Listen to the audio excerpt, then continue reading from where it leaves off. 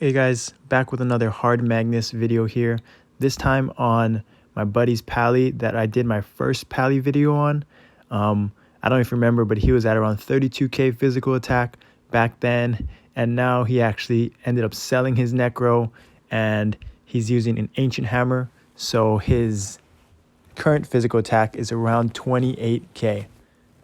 And so the reason I wanted to share this run was because it was my fastest run with this guy's current gear. And it actually shows a lot of people that it's not always about gear and how much damage you do for hard Magnus. It's really just about mechanics and understanding positioning and understanding how to play your own character and mastering it and having some good RNG luck as well. So as you can see, a little under a minute and a half into the fight, and it's chunking him down, usually already to 40%. And you can see I got pretty good threat in RNG. I sped up the video a little bit to shorten it for you guys. And I just wanted to explain some of the tricks about hard Magnus that a lot of people may not know. The first thing is that the force field obviously gets smaller as the fight goes on.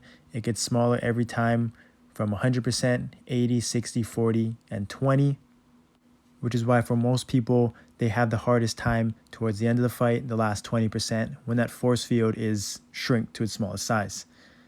And the second tip is understanding that it's not just about not taking the dot damage outside of the force field, but you also do 20%, reduce to 20% damage and healing when you're outside the force field.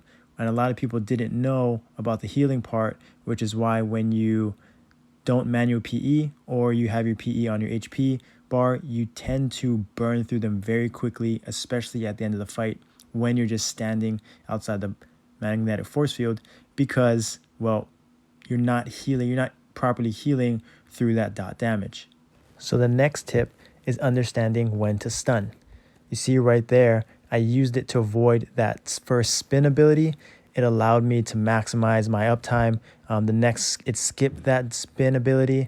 It went right into the debuff, and I was able to just stand there and I'll put out DPS while my offensive cooldowns were up. And there's no real right time to use your stun, but understand that it does skip a skill, so I prefer to use it for when he does his spin ability and when my offensive cooldowns are up.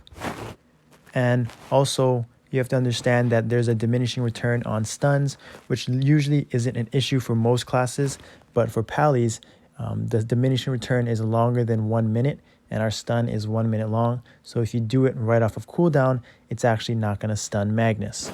So just keep that in mind. As I die right there, got greedy. I ended up using 0 PEs on this run, so I ended up taking the death. I could have avoided that easily, but I didn't. As this fight is coming to an end right here, I finish him off.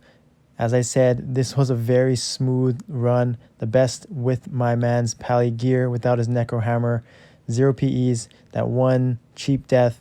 And I hope the tips that I gave in this video with the stun, with the magnetic force field tips, I hope those help you get your clears and even use minimal resources. Keep that PE usage to a minimum. And as I stun him right here, finish him off, I just want to thank you guys for watching. I hope these tips with the magnetic force field, with the stuns, help you with your clears. You see the time was 5:36 right there. Crazy. Thank you for watching. I'll see you next time.